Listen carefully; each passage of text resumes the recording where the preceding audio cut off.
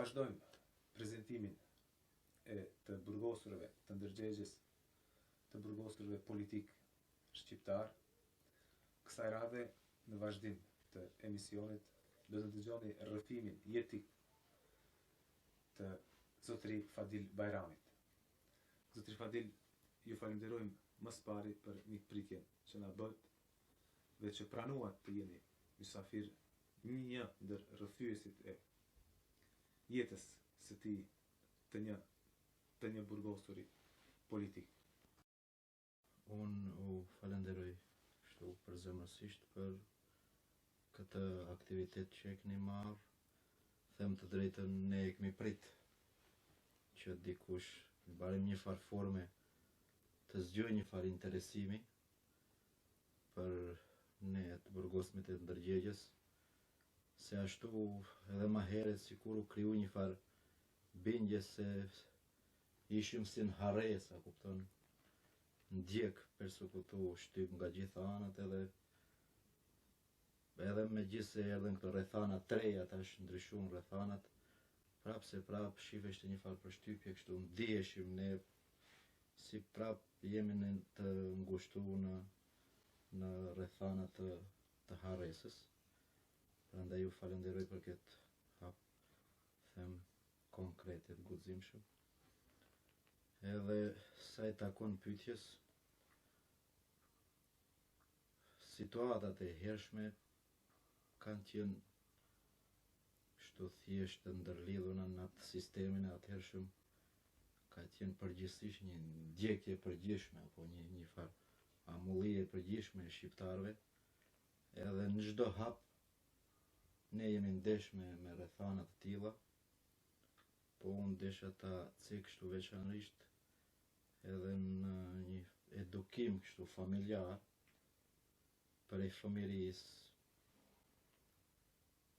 Ka qenë një farë kështu interesimi thjesht nga familja e përgjithshme kështu në rrethanat të shkollimit konkretisht. Baba ka qenë arsimtar, edhe prej atëheri ka pas disa telashe të hershme të kësaj natyre. Ajo e ka bërë të veten. E dyta ka qenë një rast specifik, migjës babës në moshën 18 vjeçare ja kanë pushkatuar vetmin djalë, partizanët në fshatin Popovian, 2 prej fshatit Arangjell kanë qenë 2 gjemtëri, edhe migja i babës nuk pat ku të mbështetet dhe ka jetuar në familjen tonë. Ai ka qenë edhe aktivist gjatë luftës dytë botnore në arradhat e Ballit kombëtar. Ne të edukuam këtë fryma tjetër që filloi të rrethanave treja të socializmit, ashtu të thanën në thojza, edhe aty në familje ngërtheshin çdo herë kështu biseda dhe raste konkrete për situatën tonë të përgjithshme si popull, edhe si ri thjesht nga librat që nësillte baba prej shkolle, literatura e ndryshme, sa ne mundshim të kuptojmë, po ishin situata treja. Ama vonë e bënit veten edhe hapat e parë kur filluam në gjimnaz, si filloi gjimnazi në Kërçov, unë isha gjenerata e 4, veç kishin fillu problemet, gjeneratat e para patën vështirësi jashtëzakonisht të mëdha, filluan në gjuhën maqedone, shumë nxanës e humbën vitin, kishte presion shumë të fuqishëm, edhe një pjesë e madhe e landëve zhvilloheshin në gjuhën maqedone, por në atë vit kur fillova unë ishin rrallu, thjesht kishin mbet disa landë që quheshin më shumë të dorës dytë. Duhet ti përmendi sidomos profesorët tonë të vyshëm atëherë, ka qenë profesori Meri, profesori biologjisë, profesor Zefi, që më ka Zeqeremini, profesor i gjuhës shqipe Fazli Veliu, edhe profesor Sefedin Elezi i historisë, ku ishin njerëz që ne mundeshim të mbështetemi, sidomos unë shpesh e them edhe atë e kam konstatuar edhe gjatë studimeve në Prishtinë, se profesori i gjuhës shqipe dhe i historisë kanë lënë kështu bresa të veçanta në ngritjen E vetdijes. e vetdijes, se është ajo e thana, ju e dini më mirë, filozofike, se gjuha e kna shpirtin, historia e ngrit ndërgjegjen, a filozofia e forcon atë karakterin, e kupton? Filozofinë atëherë i pshin, ne kishim probleme, ligjërojshin Maqedonët, po sa do kudo diçka më pak në drejtim, këto dy landë besoj që në gjeneratat të jona atëherë ka bë efekt, edhe gjeneratat e vitit klasës 3-4, ku ka qenë aty shumë aktivist atëherë, shumë i kyç, edhe zoti Hasan Bekteshi për në klasën e 4, kështu që shifshim ne se diçka nuk shkonte, nuk është në rregull. Hasjet, takimet për shembull në një dokument ishin ato thjesht familje, prej familjes, gjysma e familjes vllaznive me ski mbi emrin, gjysma me i pritja para komunave për një dokument, thjesht mos guximi i shprehjes në gjuhën shqipe. Gjitha këto dita për ditë ta ngushin kështu ndërgjegjen, edhe ma vonë unë qashtu kur shkova në studime, viti 78-79, vetëm në Kosovë shiheshti një ndjenjë tjetër, edhe shiheshe se lëviz diçka në atë drejtim. Atje patëm rast që kështu takohemi me shoke, me lirie që ne si pa dalë prej shkupit, veç na jo na emocionoj kështu, edhe ja këto rrethana atje veç fillon të piqen ma shumë, edhe të ndikojnë drejt për drejti për një përcaktim konkret, thjesht për një dhimbje të popullit që njeriu pak kështu, pak a shumë që i kupton rrethana nuk e lishin indiferent. U dënova më 81-shin, ka qenë prilli 81-shit, për pjesëmarrës në demonstrata, herën e parë, 60 ditë, ishe kështu ndër studentët e parë që e marra dënimin këtu në Kërçov, më dënu. Pas meje, pastaj ma vonë ishin edhe do student tjerë, atëherë ishte ajo kundërvaqje, 60 ditë dënim thjesht si pjesëmarrës. Atëherë këto bën një farë fushate jashtëzakonisht tegër, nuk lanë student, thush kështu, pa përfshi që ishte në Prishtinë, pa e pyete, pa e ngacmon në drejtim, ishte ajo forma e presionit ndryshëm ndaj individëve, kënd e mundojshin kështu në forma thymje morale, kënd e mirëshin në përgjegjësi. Edhe më vonë pason dënimi juaj në 84, vitin 84, 5 vjet, ishte qershori 84-shit, për propagandë dhe agitacion, në 133, alineja 1, 2, 3 dhe 4, që përfshinte në atë ligjin e atëshëm prej 1 deri në 10 vite. Ne kemi qenë grup 3 vetë, unë kam qenë Adem Maksuti, edhe ka qenë Xhelil Xhelili prej fshatit Sërbic. Me Xhelilin kemi qenë edhe ma shumë kështu thjesht lidhje familjare, kemi në mes veti, dhe ato shpesh tentoj edhe për përsharje familjare, por nuk arritën. Po ku e vajtët dënimin? Një pjesë të hetimeve i kreva në Kërçov, pjesën tjetër më të madhe në Shuto Rizare, Burghetus në Shkup, afërsisht 5 muaj ndetëm, edhe burgun tjetër, pjesën tjetër të burgut e kreva në Idrizov. Unë jam lëshuar në fund të 87-shit.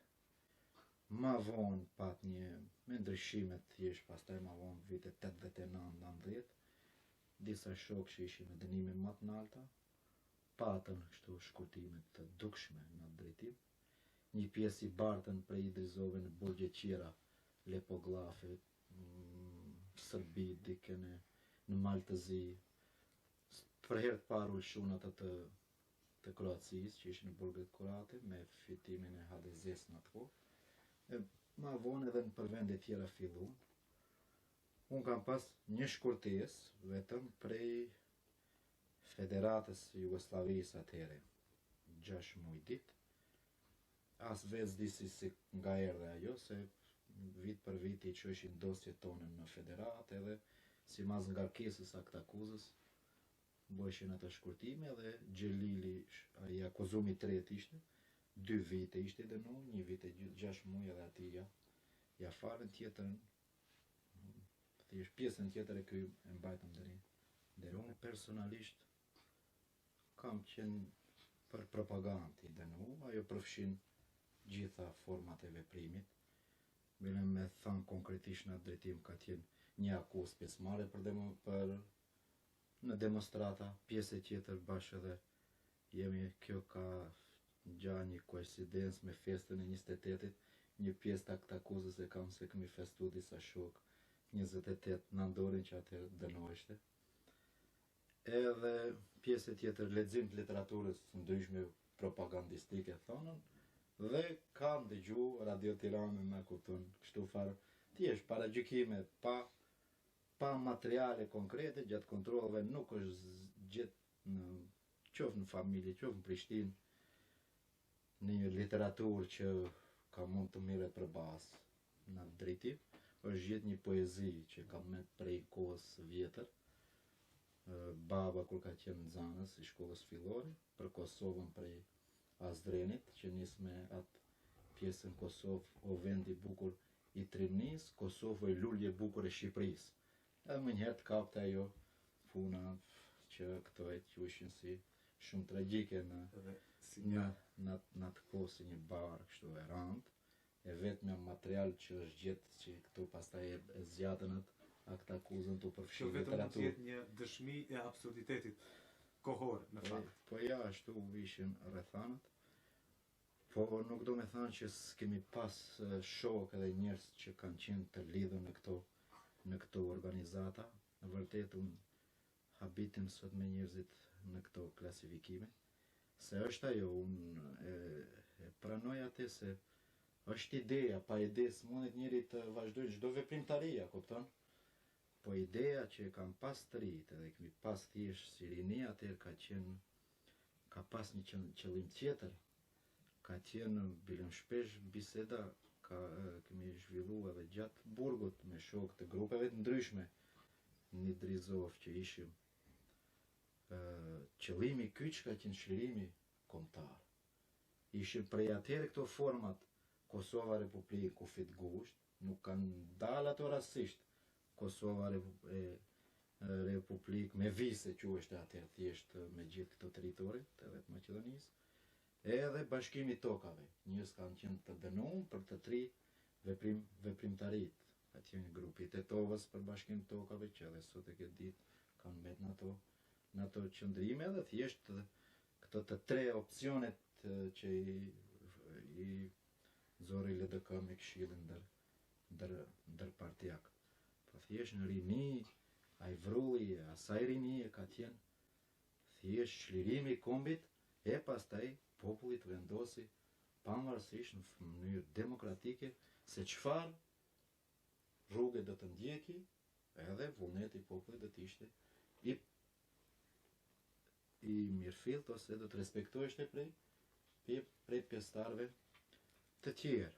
Ka qenë edhe ajo e vërtetë se ne kemi përkrah atë qeveritë Shqipërisë atëherë, e vetmja drejtje që shkëlqente në këtë anë, nga se ne s'kishim mbështetje tjetër, kupton, nga gjitha anët të shkelur, të maltretu bilem, unë mendoj që në Maqedoni edhe njëherë më shumë, edhe ashtu ishin të rrethanat e krijuara në atë kohë, edhe ne kishim thjesht, unë e di vetë gjatë presionit të hetimeve të ndryshme, ka do kapeshte problemi i parë drejt Shqipërisë.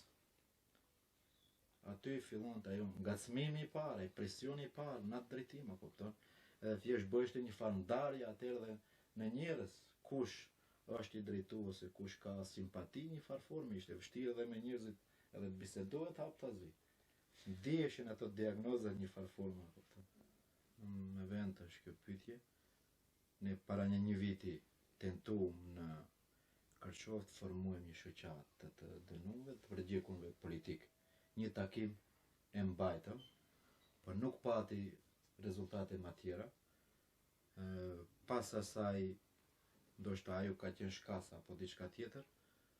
Unë edhe Zeqir Emini u thirrëm edhe në biseda informative, thjesht pushtetit nuk i konvenonte një organizim i tillë, thjesht ne nuk kishim fare pretendimesh ku me disi, por kishim një qëllim që e shohim se jemi të lanë anësh për të interesu për hallet tona, për problemet tona. U bë kjo shoqata për meselin gostivar për drejtat e njeriut, po thjesht ndaj për të burgosurit kështu konkretisht nuk kam dëgjuar ndonjë aktivitet përveç se janë marrë ato dosje që janë mbledh, ndoshta edhe të dikush edhe nuk janë kërku, thjesht për hallet tona, për problemet tona, se një nga shkaqet është i mos rregullimit standardit apo jetës, problemeve familjare, një pjesë e shokëve tanë kanë marrë rrugën e gurbetit. Një pjesë e shokëve nuk arritën se i morën gjysmë studimeve, nuk arritën edhe dikush të kryej studimet. Një pjesë që i kryti ngeli pa punë, thjesht tanat e mund atë kohë, prap të prekun jashtëzakonisht e mas edhe në këto rrethanat e reja, thjesht s'na morë në dorë kërkush.